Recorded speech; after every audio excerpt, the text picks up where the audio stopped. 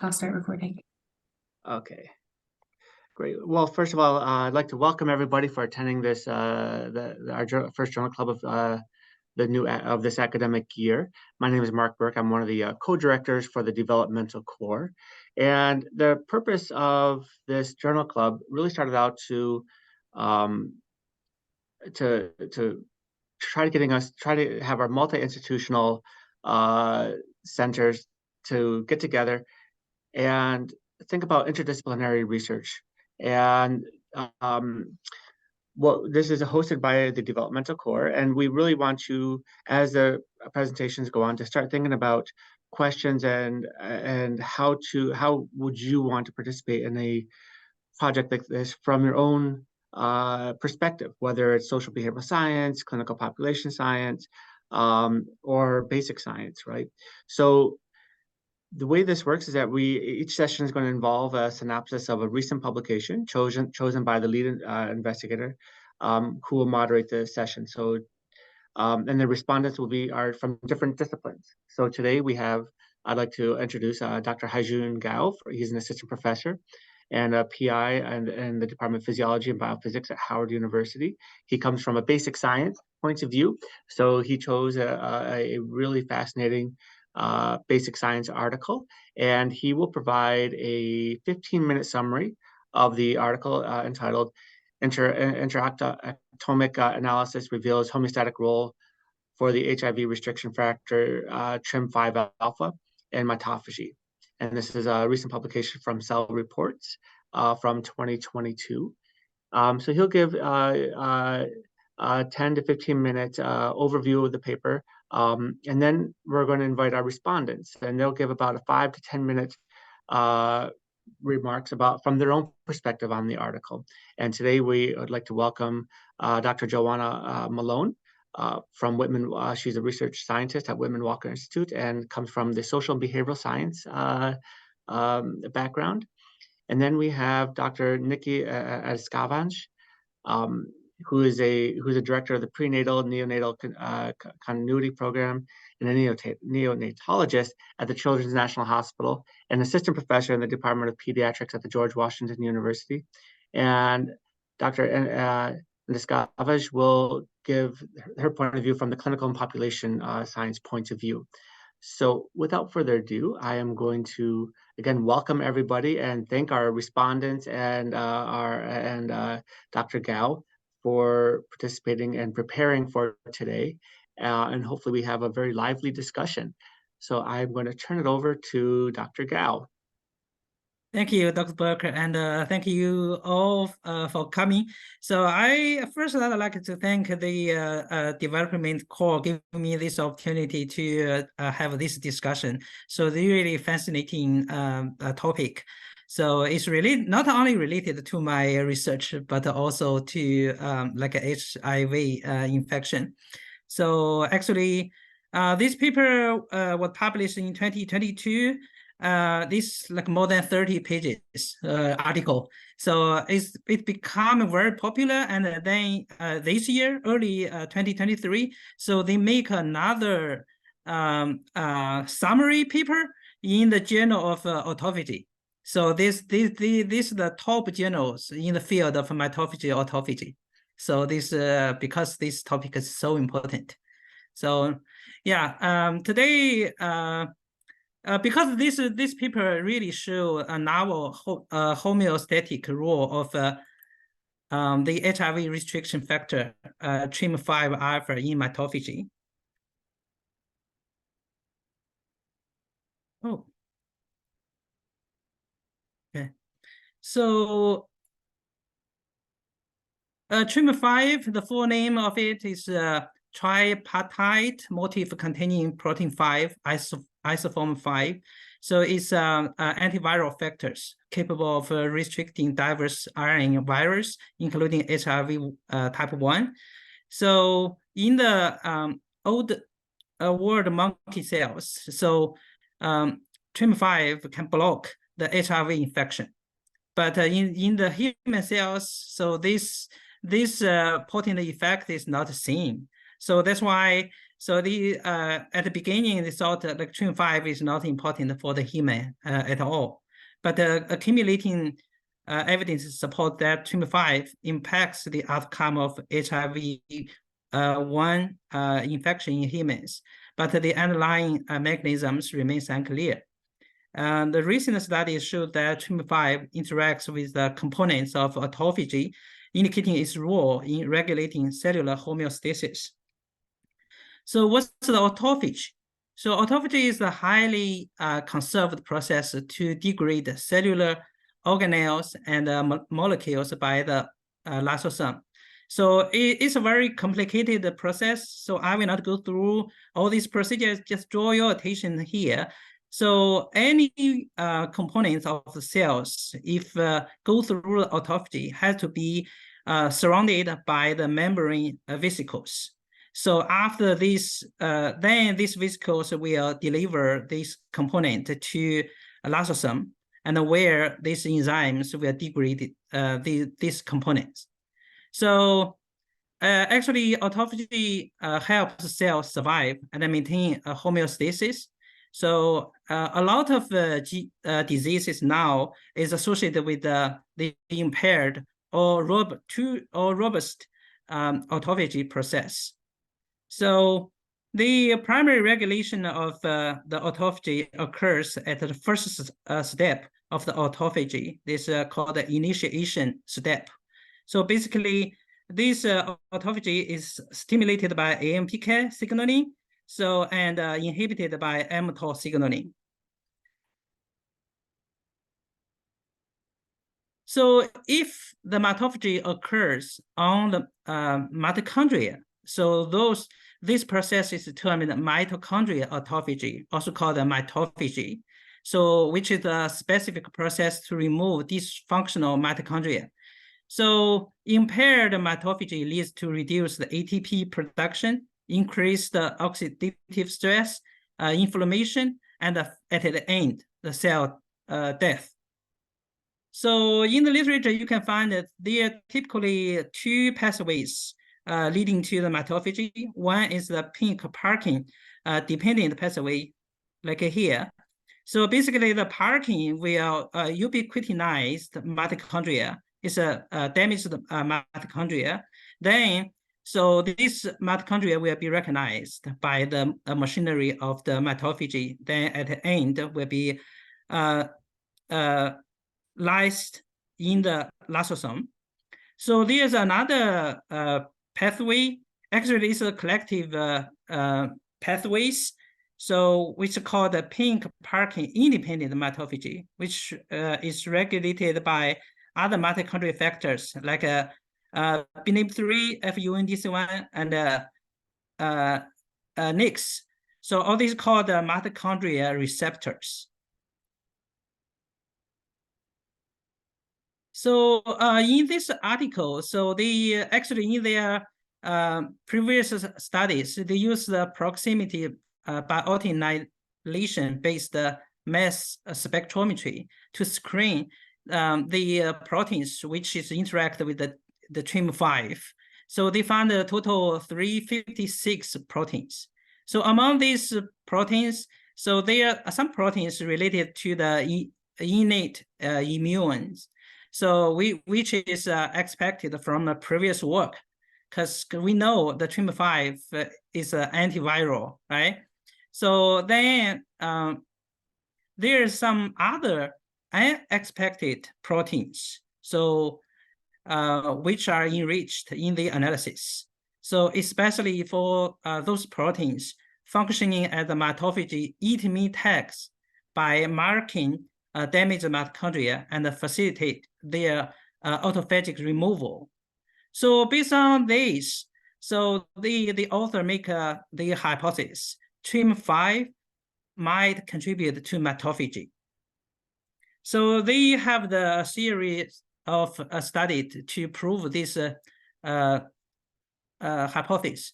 So in the study one, so they analyze the localization of the TRIM5. So I borrowed this figure from their summary paper, so published recently. So actually, in the basal conditions, so like a healthy mitochondria, so you can find the TRIM5 just spread anywhere. So in the cytoplasm, also some place close to the mitochondria. So, but if this cell is stimulated, then you accumulate the damaged mitochondria. You can see the TRIM5 become filaments like this. So which is close to, surround the mitochondria, and also specifically, so TRIM5 move to the side where the mitochondria and the ER connected. So in addition, so mitochondrial depolarization also increase interactions between the TRIM5 and other proteins like NIP, SNAP1 and 2, PSB2. All these proteins are involved in the mitophagy. So based on these findings, so the author conclude, so mitochondrial damage enhance the TRIM5 interactions with the mitochondria localized proteins involved in mitophagy. So next, they want to know how TRIM5 works, or how TRIM5 contribute to the autophagy. So then they treated the cells with the TRIM5 knockout. So they treated the cells with the CCCP, which is the uncoupler of oxidative phosphorylation. So basically, this CCCP will induce the parking-dependent pathway. So you can see here, so in the mitochondrial fractions of TRIM5 knockout cells, so after with the treatment of the CCCP, so the autophagy machinery, including ATG13, FIP200, UIQ1, LC3B, are reduced. So then they treat the stem cells with another chemical called ivermectin, so which reduce the parking-independent pathway. So, but here it shows this mitochondrial proteins, COX-2, VDEC1, so in the whole cell lysis. So you can see this protein abundance are reduced in the TRIM5 knockout cell too. So based on this, so the conclusion is TRIM5 recruits upstream autophagy regulatory machinery to damage the mitochondria, especially in the parking-dependent pathway. Then what's the role of the TRIM5 in the parking-independent mitophagy? So they treat the TRIM5 knockout cells with ivermectin. So then they found, so this mitophagy-related or autophagy-related proteins, ATG13, FIP200, ULK1, LC3B was reduced. So, but on the other hand, there's other two proteins which are related to the parking-dependent mitophagy, include OPTN and the NDP52, also reduced. So it's seems like TRIM5 is involved both parking-dependent and independent pathways. So the conclusion here is that TRIM5 contributes to the recruitment of upstream autophagy regulator in both parking-dependent and independent pathways.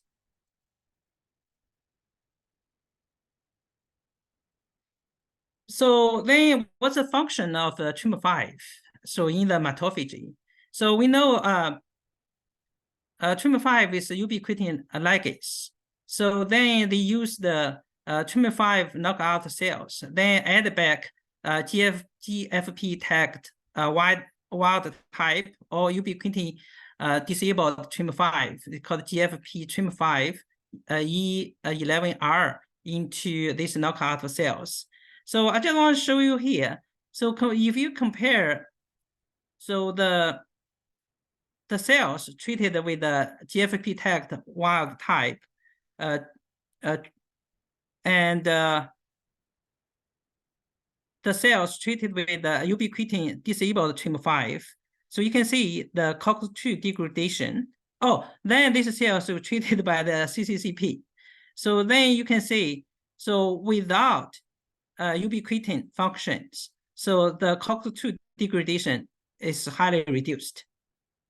So same situation happened in the cells treated with the ivermectin. So their conclusion is like a TRIM5 ubiquitin ligase activity is required for its mitophagy function.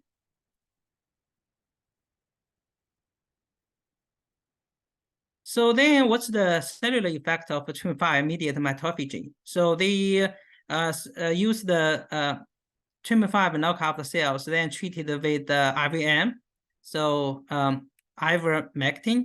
So they measured mitochondrial ATP production using a seahorse analyzer. So you can see, so TRIM5 knockout cells. So if treated with the IVM, so the mitochondrial ATP production is reduced. So then you can see the production of the proteins, including IRF3, OAS2, IFIT1. So all this protein abundance is highly increased after treated with the ivermectin. So, and also use another stain. So they showed the cell death also increased in the TRIM5 knockout cells and treated with the IVM. So this is evidence support that so TRIM5 protects cells from excessive inflammation and cell death in response to mitochondria damage. So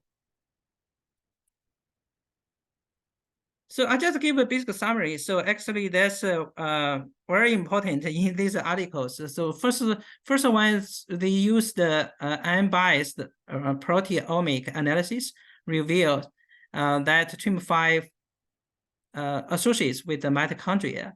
Then TRIM5 links upstream autophagy proteins with the marker of damaged mitochondria. Then mitochondria is compromised in TRIM5 knockout cells.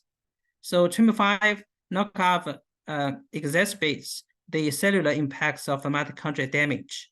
So basically the take-home message from this paper is like a TRIM5 ARF add the eat-me tags to the destroyed mitochondria. So this process will facilitate the following process of mitophagy. So at the end, the destroyed mitochondria will be removed.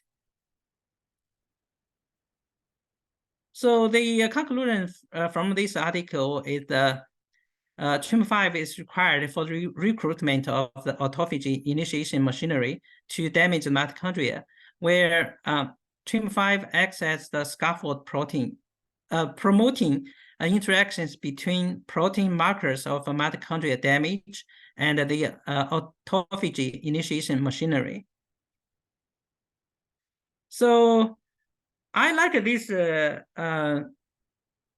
articles because I think there are several breakthroughs in this article. The first one, so they use the high throughput methodology to get the unexpected findings. Basically, the TRIM5 is highly ignored previously if you talk about the HIV infection in humans.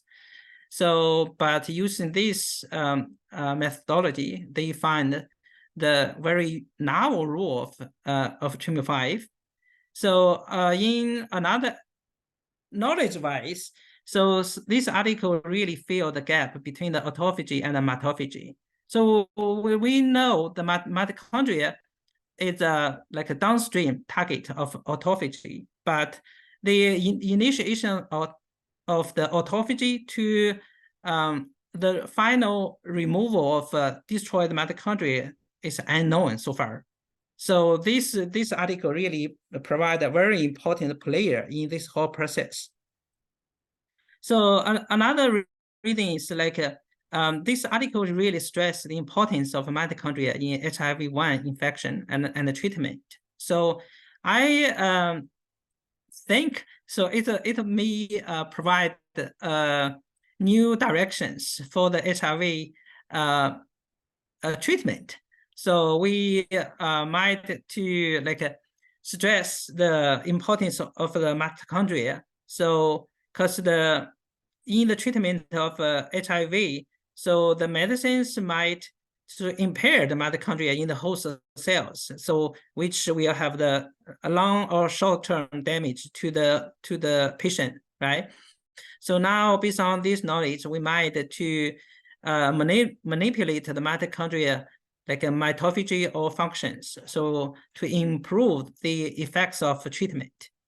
So I will give time to other scientists. Thank you so much, Haijun, and I really appreciate you being able to present a very complicated article with a good amount of background to for everybody to be able to understand. I will hand this over to Dr. Malone for her response. Hi, thank you so much, Dr. Actually, Gao. hold on This just one was second. Dr. Gao, could you exit share screen for a second? Oh, sure. Okay, great. Thank you. So go ahead, Dr. Malone. Sorry about that. No, you're good. Thank you so much for the presentation. That was really clarifying for me. I'll just say a few words again about my background. So I'm at Whitman-Walker Health, which is a clinic in DC, and my background is in infectious disease epidemiology, but focus on, social, more so like social and infectious disease epidemiology. So a lot of what I think about are marginalized populations, whether it be by race or sexual orientation, gender identity, and how those identities have implications for their HIV outcomes. So it was really, this is completely out of left field just to say from my own personal background and my own expertise. So it was really intimidating to try to digest it and then and come here. But I was just really impressed because, seeing your presentation, it really things clicked for me as I heard you speak. So so I'm really thankful to like hear your whole perspective and like seeing someone who's doing this on a day-to-day.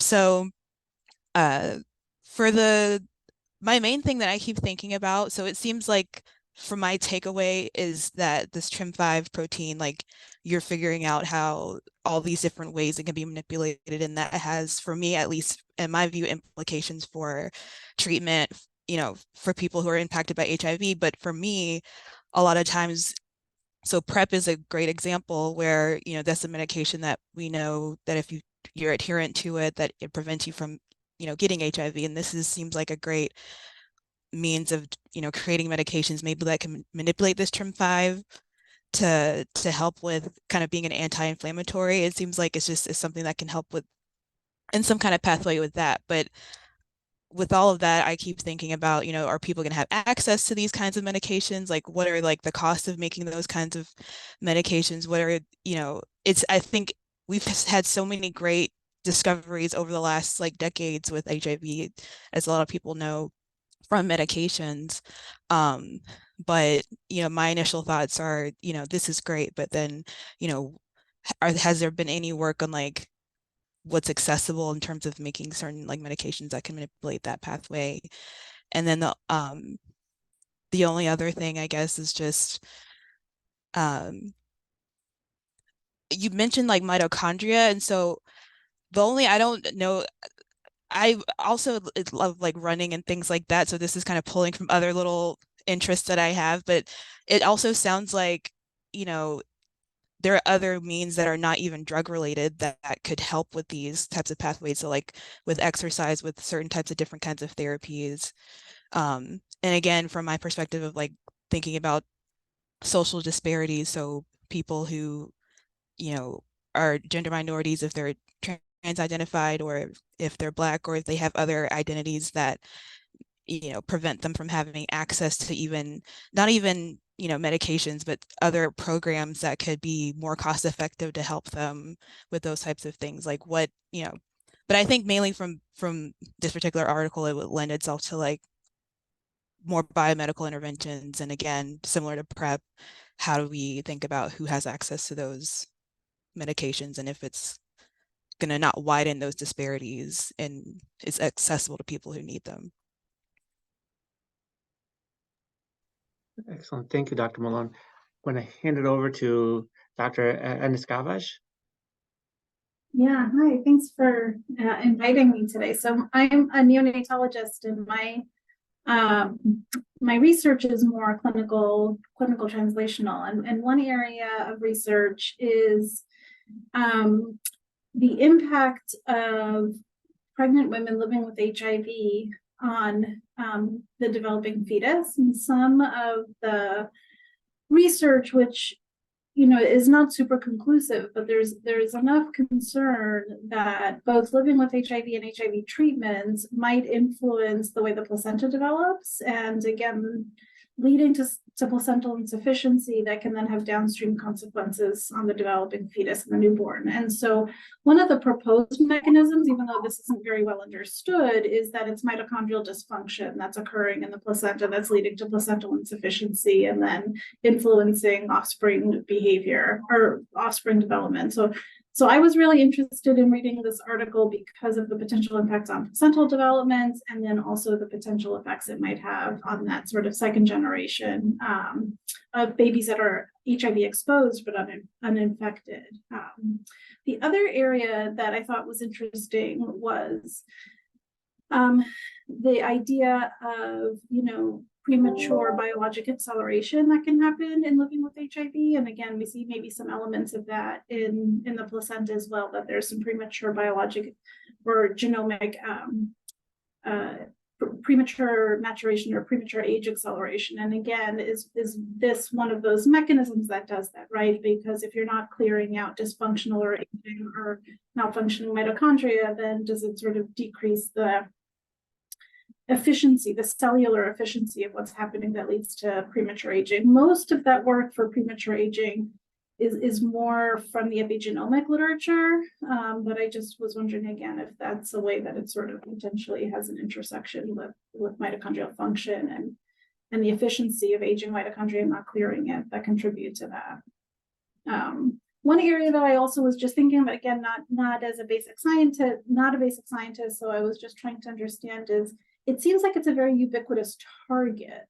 And so, also was curious how, if this is a potential target for therapeutics or new medications, or even maybe even the prevention of infection, if you can clear it clearly like they do in the monkey cells. Just, manipulating this as a target, what are the potential downstream effects for other, I guess more broadly, because it does seem to be a ubiquitous target, and what could some of the other ramifications be by manipulating this target? But I thought it was I thought it was a very well done article, very interesting article, and those are the my bias, my background sort of led me to those particular elements of interest where I think it could potentially be applied. Thank you. So I'm going to take a moderator's perspective here, and because I've heard some really great feedback, really great article. This particular project was done in cell lines, right? Can we do this in clinical samples? It would be possible to do it in clinical samples. I know, Dr. Andescavage, you mentioned placenta. That's something, it's a temporary organ. That's something that is easily grabbed. But Dr. Malone brought up some really great points about people living, using PrEP. can we look at people, because one of the big topics right now is what are the long-term effects of using PrEP and otherwise healthy adults? What about people who, what about the interaction between HIV, antiretroviral therapy or PrEP, and substance use? And how does that affect marginalized populations? Is there a way to look at the mitochondrial autophagy, in particular TRIM5, in these different populations, or how do we collect samples to be able to do that? And that's an open question for everybody, I guess. Okay, that's a very great question. Actually, I appreciate the Dr. Andescavage mentioned about the importance of the placenta. So actually, we have enough samples we can work on. So there's a well-established method to isolate the primary human trophoblast cells. So basically, we can repeat the same thing. So definitely, so our goal is not repeat, right? So we can develop other even other applications in future. So there's some research I'm doing too. So try to deliver some medicines specifically to the trophoblast cells. So in that case, we can manipulate the trophoblast cells function, including the mitochondrial function, right? So then we hopefully, so this treatment will help to promote the fetal growth, so which is impaired in the HIV treatment, right? So yeah, definitely we can do this. So not only knowledge-wise, also maybe one day we can develop some like human studies or the clinical trials. So yeah, I probably should have mentioned that one of Dr. Gao's strengths in his research is his focus on reproduction and the placenta and molecular basis of growth there, which I think kind of went right down with Dr. Andescavage's field as well. I'm going to open this up to other questions and comments. Beta. Yeah. May I have a question? Please. This is better. You know, as you mentioned on the very beginning, the relation of TRIM5 alpha and HIV, and in rhesus macaques, the block restriction of HIV is really pronounced. In human cells, as you thought, it is not so much.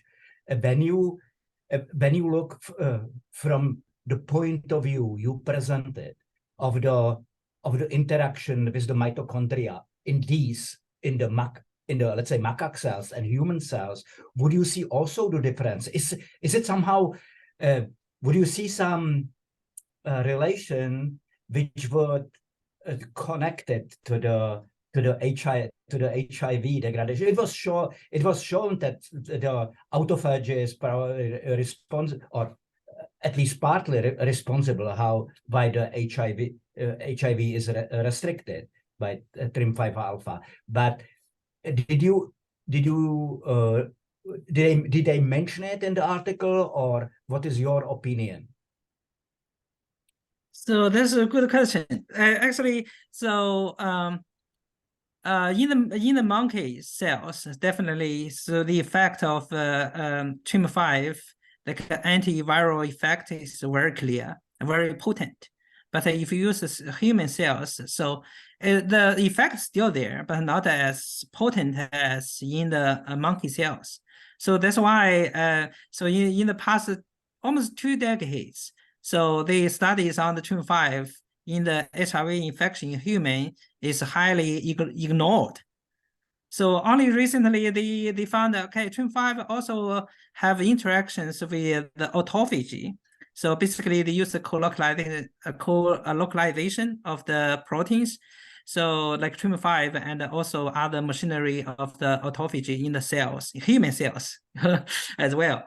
So then they date back to the function of TRIM5. They found, oh, this is novel finding. So yeah, So actually, the introduction of the monkey cells kind of provide the background for this research, for this article. Yeah. Thank you.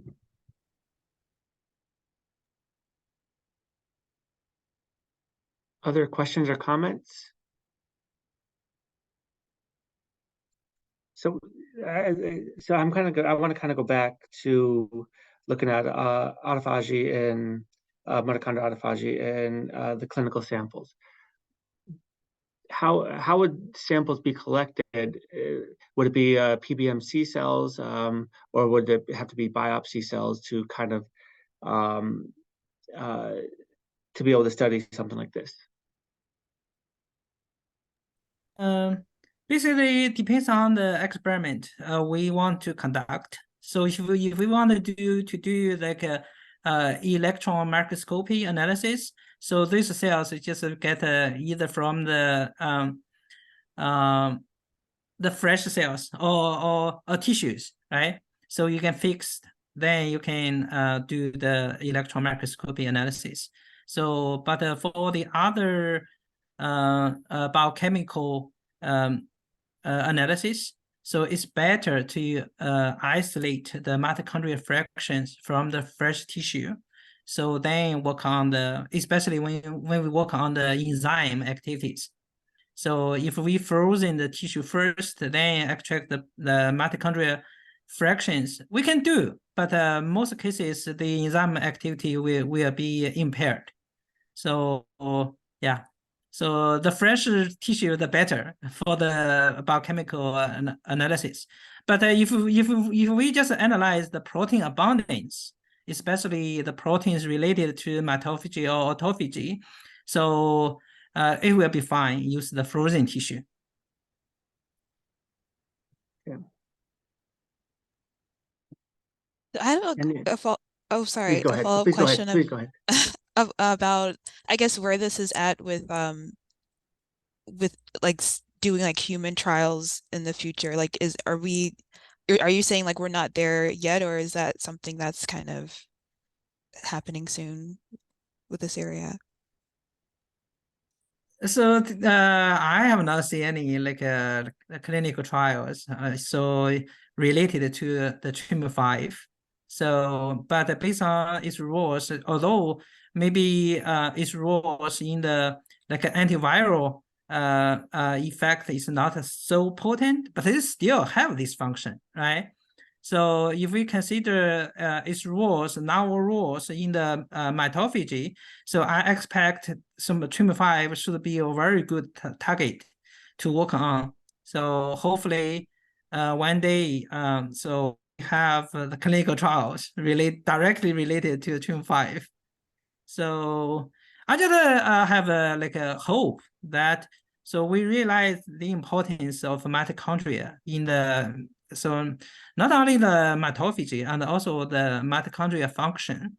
So if we can manipulate this, then possibly we can improve some treatment, including the HIV treatment. Okay, good.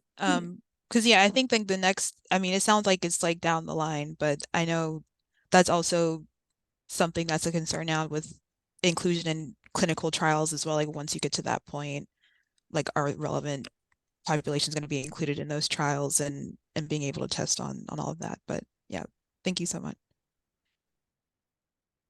I was thinking along those lines. What Dr. Malone was saying. My thoughts were, as I was reading this, it seemed like there was maybe two potential avenues, right? One is that it has the potential to clear the virus and maybe protect chronic infection, almost the way it was seen in other cells, versus the other area I thought that it might have more immediate clinical application is maybe refining either the medication or the treatment for those that have HIV infection to prevent like the secondary sequelae of having impaired mitochondrial function. But I'm just curious, how did you read this as a potential target? Was it more for prevention of chronic transmission, clearing, exposed cells from the virus, or just improving function, and then, you know, maybe the morbidity associated with HIV or with treatment. So,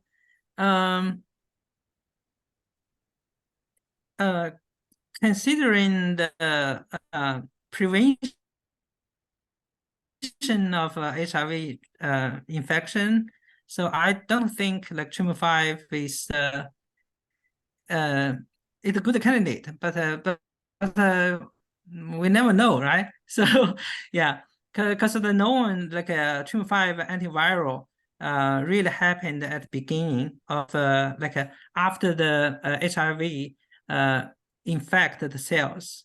So before the viral DNA integrated into the host cell genome, right?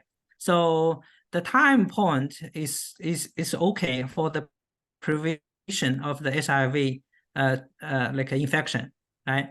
So I think more maybe it's achievable is like manipulate the TRIM5 to increase the cell like mitochondrial function, so which will make the host cells more healthy.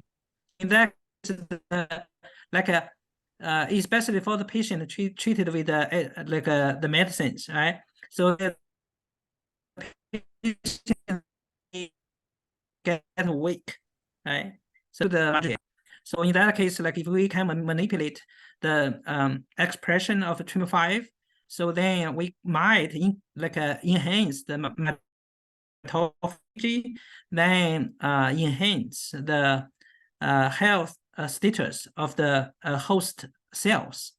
So that's my thinking. Thank you.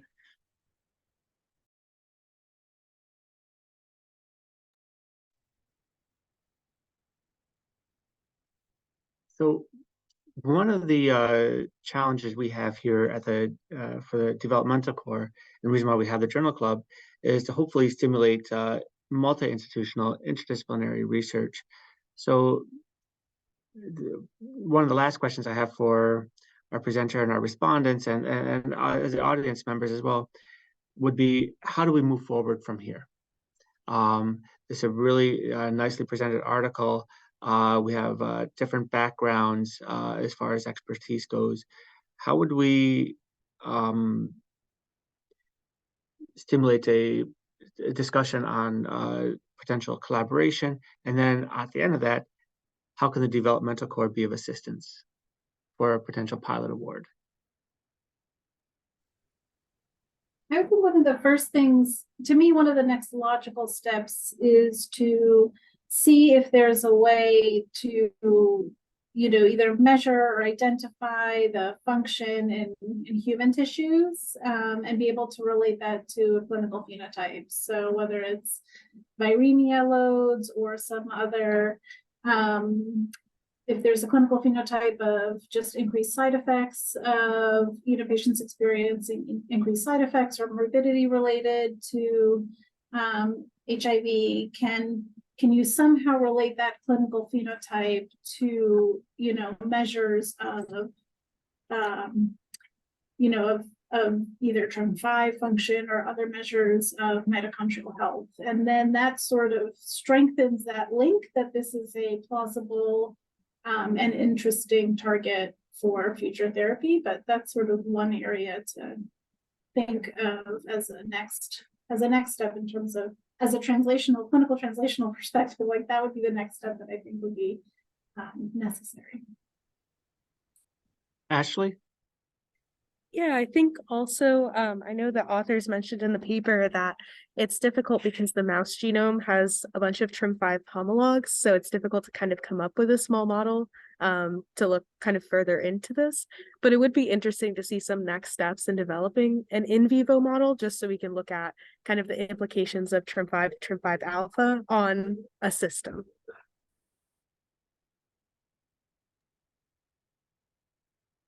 One of my thoughts is kind of how would this compare to some of the therapies we already have coming out, and it sounds like, I mean, even if we do get to the point where it's like, okay, this can be a great target for therapy. I'm curious about, like, now we have like injectables and things for both prep and for treatment. And in this sense, sounds like it would be an alternative for treatment or something that can enhance treatment in some way for people who are already infected. So, I mean, maybe it could be more so of like for people who are aging with HIV, maybe it's something that's like an alternative for that population compared to other people who are living with HIV. Like I more so kind of have thoughts of next steps of, you know, how does this compare to like what we already have and what would it, I guess, like add to like the treatment pool and everything. Yeah, and I think when you mentioned that, a lot of the focus on autophagy has been on the neurological effects, from what my reading, but maybe I'm biased because I'm a neuro guy. But there are that it's becoming increasingly clear that other organs are affected by HIV and antiretroviral therapy, including the cardiovascular system. A non-alcoholic fatty liver disease is becoming a significant comorbidity, renal system. And then kind of going back to a little bit more of the expertise between Dr. Gao and Dr. Andescavage about pregnancy. We have a temporary organ that is accessible. And would it be possible then to look at TRIM5 in non-HIV infected women who might be on PrEP? And that gives us that nice control for the antiretroviral drugs independent of infection status, and then HIV positive moms on antiretroviral therapy. So we can get and then the control would be the non-HIV infected moms, no antiretroviral therapy, to kind of see is there that human role for TRIM5. And then you also add in some women living with HIV might have substance use issues as well. So there's a whole another avenue in that especially when you're looking at collecting tissue. Seems that placenta is an attractive target.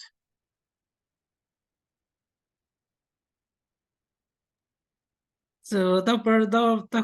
Burke gave a very good point. So yeah, for the placenta, I think placenta is the ideal organ to work on to in terms of the scope of mitophagy, because placenta is challenged by multiple stimuli.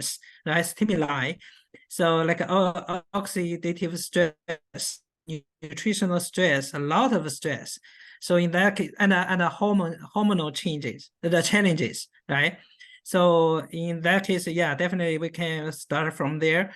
So from a normal pregnancy or the pregnancy complicated by the other disorders, so we can do that. And so on the other hand, for the patient treated with the HIV drugs, so we possibly can try to identify the role of TRIM5 there, whether TRIM5 expression or function is impaired by the HIV drugs, right? So in that case, we have two hopes. One is improve the effectiveness of these drugs. So the other one is reduce the side effects of these drugs. So yeah, I think a lot of things we can propose right now because yeah. All right. I agree though, placental tissue is a nice model because it's accessible, it has nucleated cells where you can assess mitochondria as opposed to, you know, red cells or RBCs or other tissue, which may be harder to come by. So it's a nice model. Yeah, and if you can distinguish maternal cell lines from fetal cell lines from placental tissue, you can also get a sense of what the maternal function is and how the developing fetus's function is, and you know, again, how much that how that crosses over. So it's an interesting, I'm biased, like Dr. Gao, but I think it's a great organ system for a lot of human studies or applications of molecular studies to human tissue. Yeah, and I also think that it gets at some of the points that Dr. Malone brought up about PrEP and potential looking at marginalized populations as well. All right. Dr. Gao, go ahead. do you think like this pathway or this protein can somehow be involved in maintenance of latent reservoir, and whether, you know, interfering with it will help get rid of the latent proviral genome maintaining cells? You know, like, can this be a way to get cured?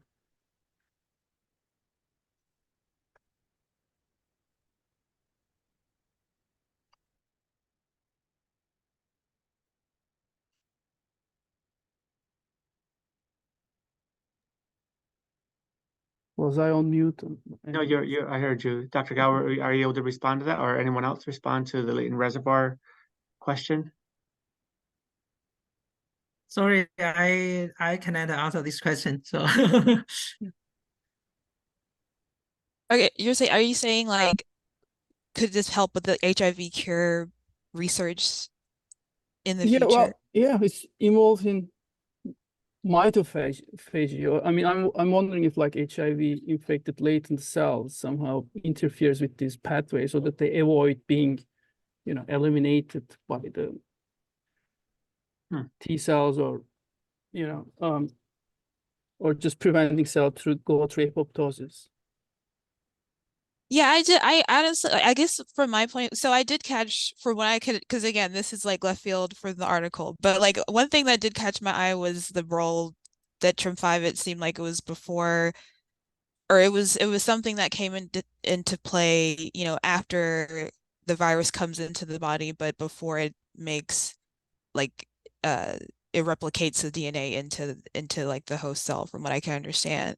So I don't know if that's a similar question for but at least from that's making me think of if it is something that could help with preventing you know, that cell entry. So if it's something where like it can be manipulated, if you can make a drug or something that could, in a way that I guess it's in a similar way that, you know, PrEP does help with when it comes to that, but it may not be like with, you know, you may already be infected at that point, but I more so was thinking, you know, maybe people who are already infected with HIV, but something, you know, somewhere it's at least down the line, it impacts that kind of pathway. So I can see how that could lend it could question, you know, some thoughts of like, could it interfere with when people are exposed to HIV, and like if it somehow can prevent people from getting infected or clearing a virus. But I don't want to speak for for Yulihan. Okay, thanks. Thank you. We're coming up toward 1 o'clock.